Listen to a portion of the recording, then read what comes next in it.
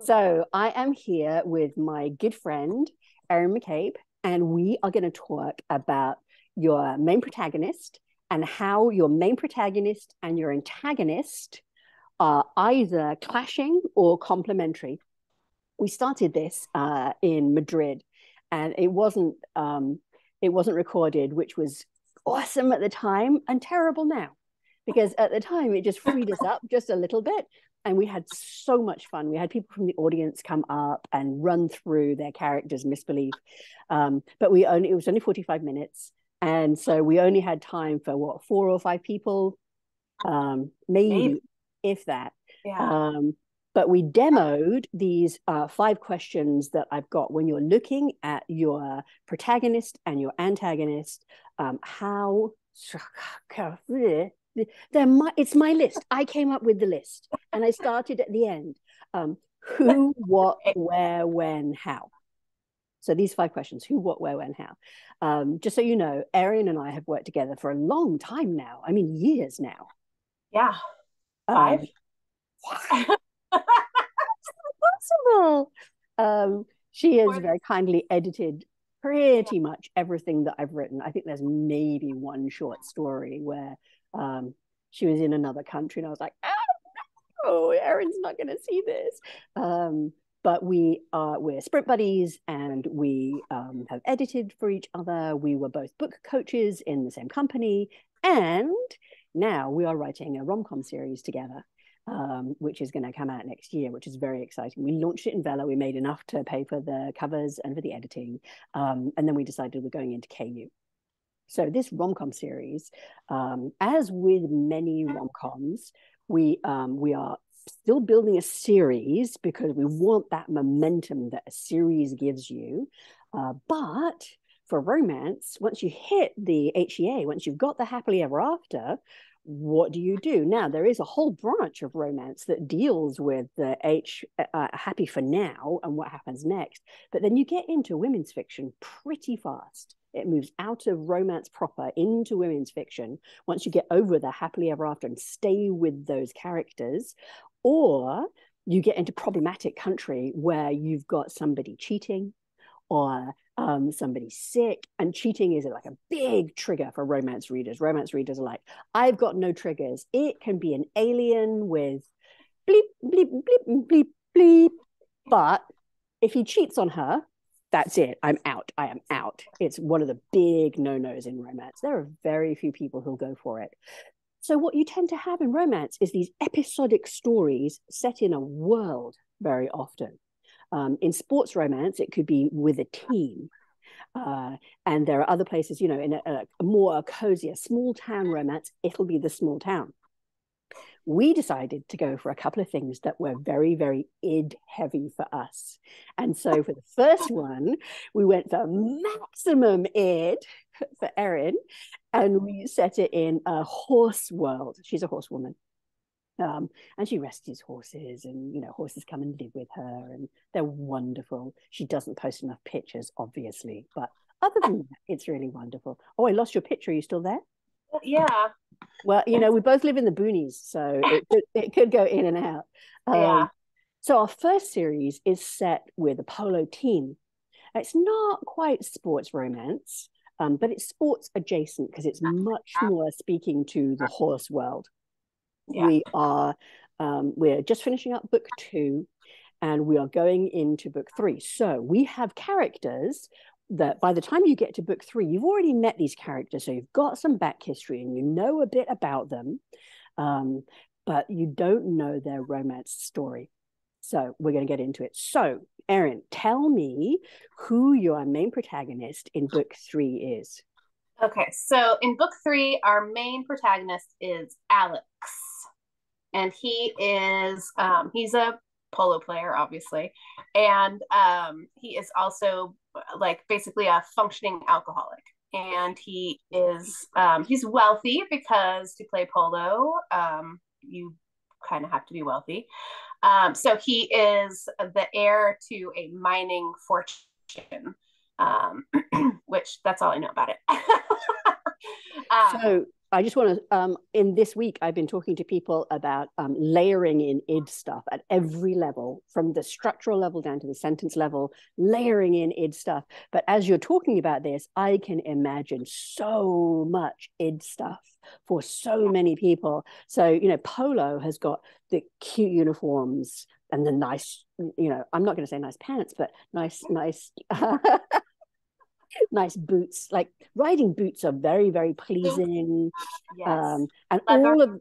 all of the stuff that goes with horses, all that clinky clanky stuff, Yeah. you know, that makes sound that you can play with at the sentence level, that engages the senses.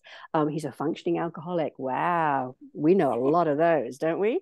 So that means that we're maybe in bars, or does he drink alone? And is that part of his flaw, or does it suggest his flaw? He's wealthy. Yes. Boom, boom, boom, boom. Id. We're going to have all kinds of stuff that has to do with wealth is freedom. And so one of the reasons I believe that wealth is so appealing to the reader isn't because of the trappings of wealth. You know, we've got diamonds. We don't care, as the song has it. What we care about is the freedom to do whatever we want. So what does he do? He drinks. He drinks. Yeah. He's the Plays polo. he plays polo, yes.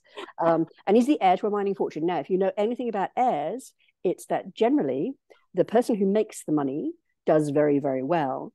But the person who comes after them and who has had access to a lot of money can be very entitled and spoiled and have trouble fitting in with the world and not really understanding work. And there's lots of psychological stuff about our need to feel useful in the world. And second generation wealthy people very often go off the rails because they don't know how to feel useful. So he's got a ton of interesting stuff. I know that we didn't discuss this beforehand, but we should have like a quick sidebar here.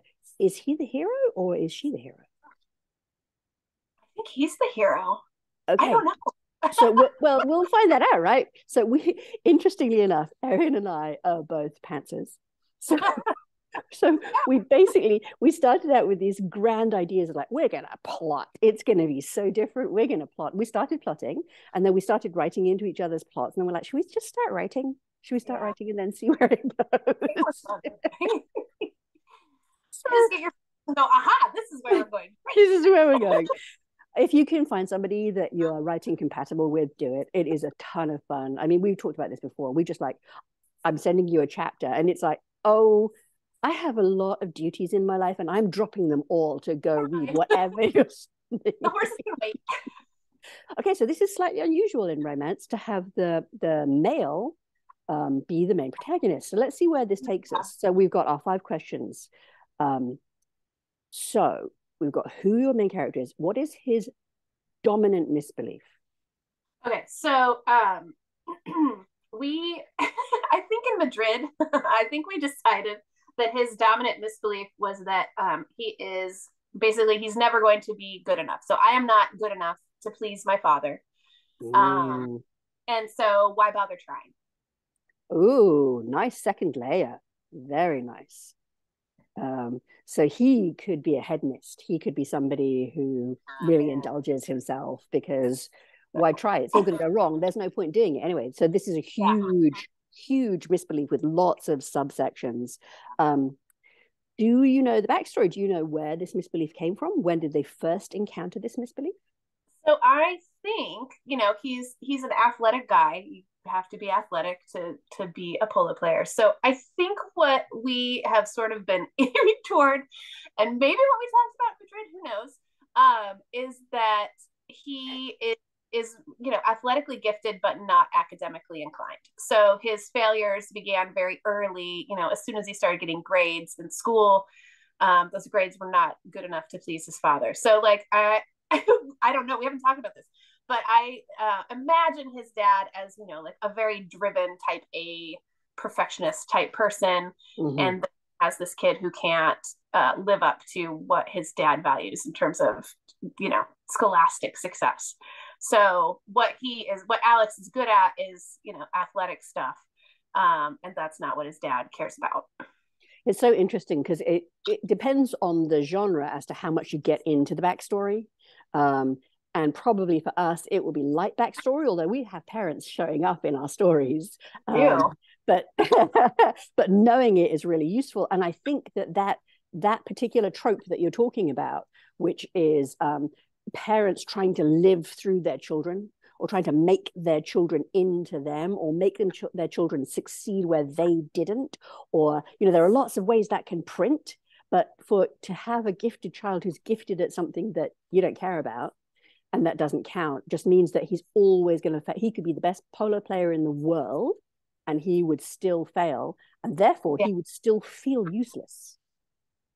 Even when he's winning, he will feel useless. That's what the tracks are laid down in his head. Awesome. All right. So we definitely haven't talked about this, or if we did, we were eating a delicious meal and I've forgotten all about it. When else does this misbelief crop up in the story other than everywhere? Okay, so we haven't talked about this, but one thing that we do know, this is kind of a spoiler for book 1. Do we care? I mean, how many of these people are romance readers? We don't care. Okay, so we set up, not knowing we were setting it up, but we set up in book 1 that there's this big, huge polo match in which Alex essentially kind of causes, or is part of causing, a massive accident on the polo pitch, and which results in injury, like a very serious, debilitating injury of a really star player for the other polo team.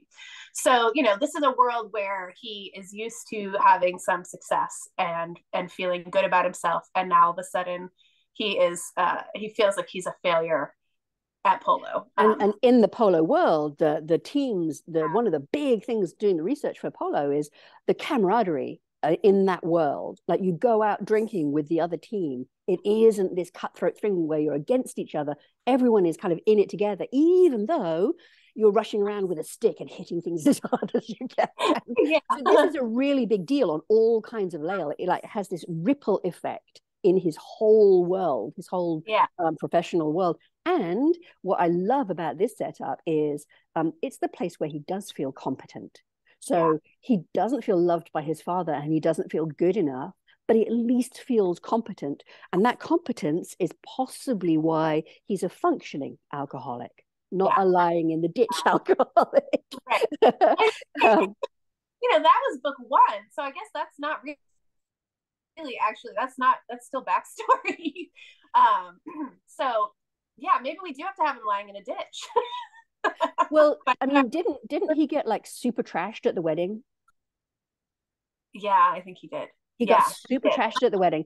So I can already feel like the plot pieces coming into play, because we've got the antagonist, and romance is very, very exciting for the protagonist. I'm going to put off how is he going to overcome this misbelief till the end of the discussion, because we're gonna well, one, we have no idea, but two, also well, we do. In romance, we do, right? Yeah, we do. Yeah, they get together. Duh. Yeah. And then we'll have a debate about, does he save himself? Is it a Darcy-like thing where he saves himself rather than her having to save him, which is an old style of romance? So for the antagonist in romance, it's very interesting, because the antagonist quite often in romance is the love interest.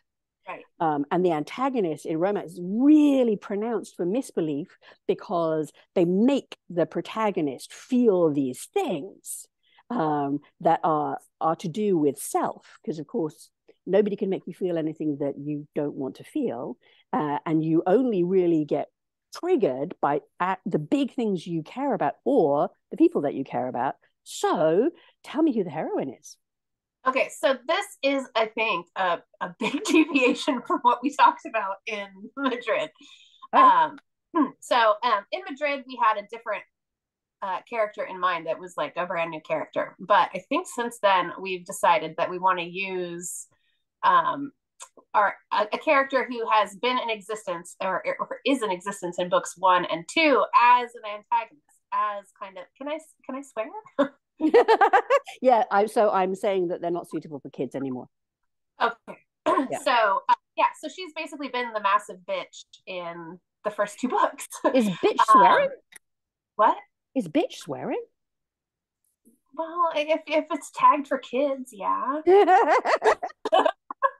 I think. I don't know. Well, we would be careful. We would be careful if we were around kids. Okay, yeah. So we've got this friend. I love her. I love her. She's awful. I hate her. I love her. Yeah. Yeah. So what I think is really interesting about her is that we don't actually know that much about her and why she's the horrible person that she is. But I think we do know that she is kind of a daddy's girl. Her father is a big mucky muck in the polo world, and she, I think, is doing stuff to try to please him. Is that right? Like So part of why yeah. she. So I we're mean, gonna go. We haven't named her, but our heron's name is Stephanie. Yes, sorry, Stephanie. And she has done great damage to other characters that we've seen on the page. We've seen on the page. She's in the very first chapter. She is. Yeah. Yeah. Yeah. And so we love to hate her. We do. She's very unsympathetic. But she had some awful things happen to her, really, that we have also seen on the page. So I don't know. I mean, do we tell people what this are? Well, let's back into, do we know what her misbelief is? Yeah, I don't think we do. So let's reverse engineer it. Let's talk about as much as we know, because you've already shown. So one of the things I started talking about this week is how the protagonist and the antagonist either have warring or complementary misbeliefs. Right. And they make each other clash, and they make the next step happen because they crash into the misbelief of the main protagonist. She's a daddy's girl. Yeah. And he can't make his dad love him. Yeah. And so I can see scenarios in which he doesn't understand why she'd even bother what she is doing, because he wouldn't bother doing it because it wouldn't make any difference to his dad. And possibly he could be jealous of her, right? He could be jealous that she has her father's love. Right. And she has her father's love despite the fact that she's doing awful things. Yeah, which is really, really harsh for somebody who's unloved by a parent to see a kid who is loved in spite of being black is just even harder. So we're pushing him deeper into his misbelief, which is really wonderful. So I wonder if she might not be like a really classic, like Greek god kind of misbelief, which is so, you know, the old misbeliefs were I can do no wrong. Right. Hubris. So the tragedies are filled with hubris. And that tends to be, because she's not going to end up a tragic character, but I think she starts out a tragic character. It's pretty tragic so far. Yeah. so I don't know. So I am invincible. Yeah. I am, oh, you know what's good for romance? I am untouchable. Yeah. Oh, yeah. so yeah. So his is I'm not good enough. So hers, the flip of that would be I'm too good for you. Mm-hmm. Right? Yeah. But that's like a deep, deep insecurity. So we're probably going to have to dig into that. What do you feel about the hubris route? I like that too, because I mean, we've set up in earlier books, you know, she loves to flaunt the trappings of wealth. And she kind of, well, she has a fiance in book one that she ends up ditching because he's not successful enough, wealthy enough specifically. So we know that she's interested in wealth and money. So I don't know, I lost my train of thought, but no, that's great because he is from a very wealthy family. Right. So she could go after him and he could misread it. Right. Well, he can think that she's just after his money or whatever. Yeah. Absolutely. So I see lots and lots of opportunity if she is so insecure that she's lashing out all the time, and believes there's got to be, we haven't got to the origin story. So her origin story will be something about the way to insulate myself against the world is to be as tough as I can and to not let anybody touch me. So to be untouchable and to have that be in her brain, like this must have served her at one point. To be that removed from other human beings would have served her at some point in her life, and he's going to break that barrier down. Yeah. we haven't set it too hard. It's not too hard at all for us. I can see that's got lots of plot potential. So just for people who are following along, watching us brainstorm, I hope this is as much fun for you as it is for us. So we have got Alex, who we know who he is, we know what his misbelief is. He is not good enough. Why bother trying? So she is, I'm too good for all of you. But I think her sub misbelief must also be, why bother trying? Yeah. Well, Money, she doesn't really try to authentically connect with anyone. money can fix it, right? Yeah. If it goes wrong, daddy can fix it. Yeah. And I think we've seen on the page, her using money in that way. Mm-hmm. So at the end, it has to be a non-money thing that redeems her. Yeah. And him, and connects to daddy's. No big deal. Okay, so I just got a notice that our free meeting will end in 10 minutes, and I'm cheap, Oh my so God. it's going to end in 10 minutes. So we've been talking for 30 minutes. It is romance. So the how is he going to overcome his misbelief? Because he is, so if you've got two POVs, even if in romance, it tends to be 51-49% for how much time they get on the page. And we write in two POVs, which is just a lot of fun because we develop very idiosyncratic voices. And then we write into each other's chapters, which is also a lot of fun. So he has to overcome his misbelief and believe that he is good enough. Yeah. And he needs to try. So he needs to make some grand gesture. Yeah. So I think we talked about him being successful in a polo match with his dad being there, I think. So I think he had some kind of, but I don't know, that doesn't feel like enough. Well, it's got to be to do with her, right? Yeah.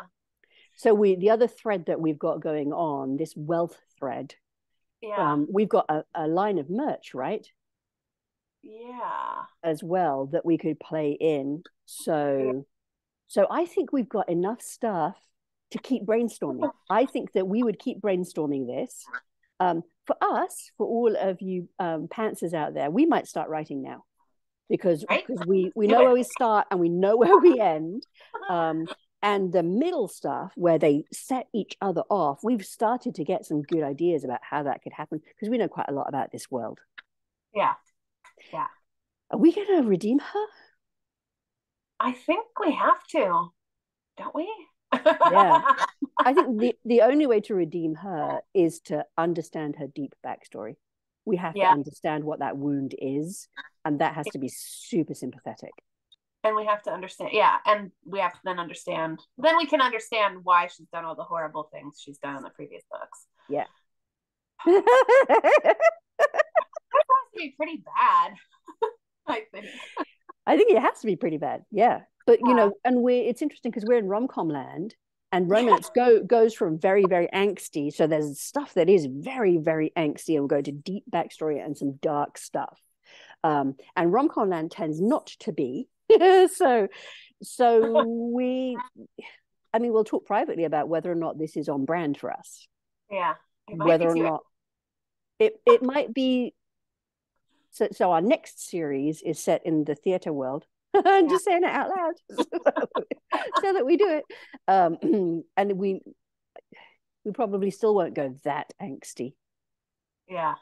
But she's been pretty bad. She has been pretty bad. And I do feel like we have to understand why. I mean, I think the series sort of demands that we understand why she's been so bad. I think absolutely, I agree, absolutely. I mean, I want to know. Always. And my only question is she our heroine? I mean, we've set her up as our heroine, but could she still be this side character who is tragically flawed, really tragically flawed, who is redeemed, but I don't know, Alex deserves better. Right. Well, we had a different idea in Madrid. I don't know, maybe we should go back to that and we should brainstorm that. Yeah. Yeah, because she might be too bad. I don't know.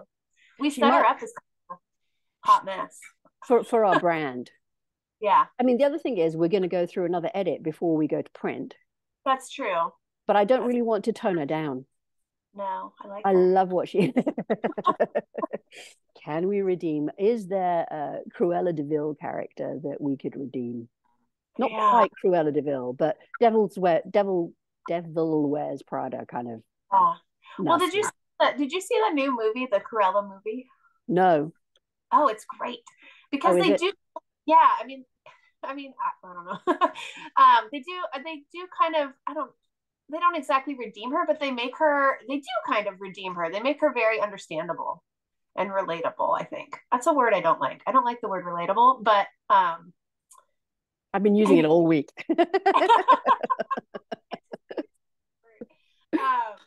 Why don't you like it? I don't know.